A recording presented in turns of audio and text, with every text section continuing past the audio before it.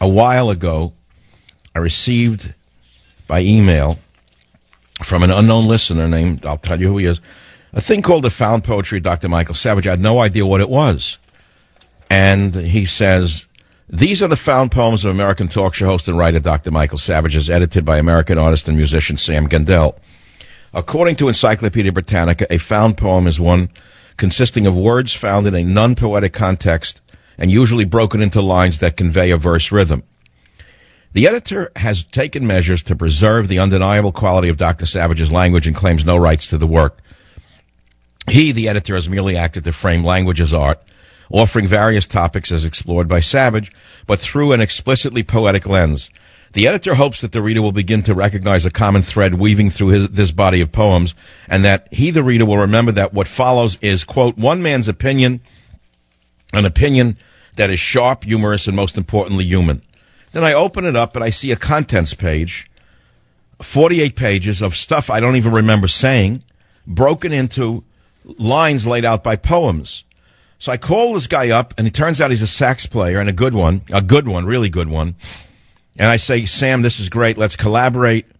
He's 26. I'm older than 26. And there's a magic on the phone.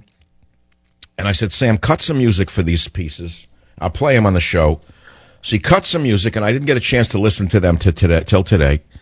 So instead of talking about this, let me get the first one. Why don't we start with, just give me a second now. I got to start it. I never did this live, so it's going to be a little rough. Here's a piece he found that I did a while ago called Diplomat. And this was me talking about John Kerry not too long ago.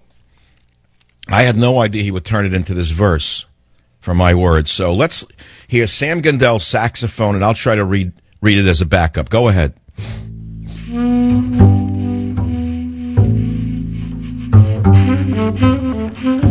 The perfect suit, the watch, the wedding ring, the manicure, the hand usage, the eyebrows, the use of the hands, the watch, the wedding ring, the skilled performance of the professional, how impressed he is with himself. My, does he love himself, the sound of his own voice. My, does he love watching himself hold court before the world and those hands.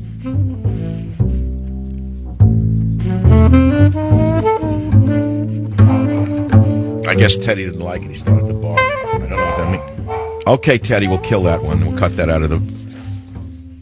No, that's Teddy in the background of the studio. This is live radio. I mean, I'm taking you into the performance here. We're rehearsing. So I'll do one more. It's either... Mothers. He loved Mothers. Hold it. I got to find Mothers. Mothers is on page 12. Hold on, guys. Page 12. Sam's music is behind me. Okay. Line 12, Mothers, 13 seconds. Title. Okay, go with Mothers. Go with Mothers.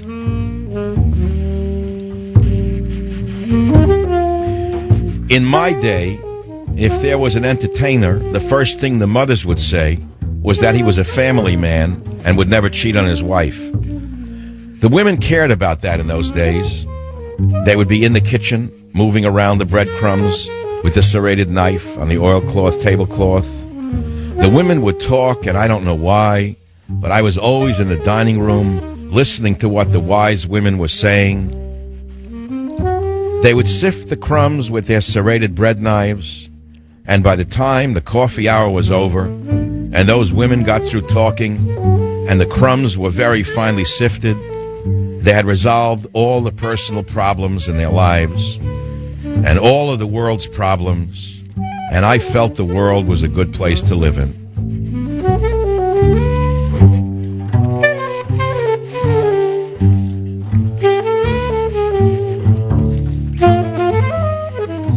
Now this young man cut those original sounds for me and sent them to me by MP3, and we put them together with my voice live just now, never done before.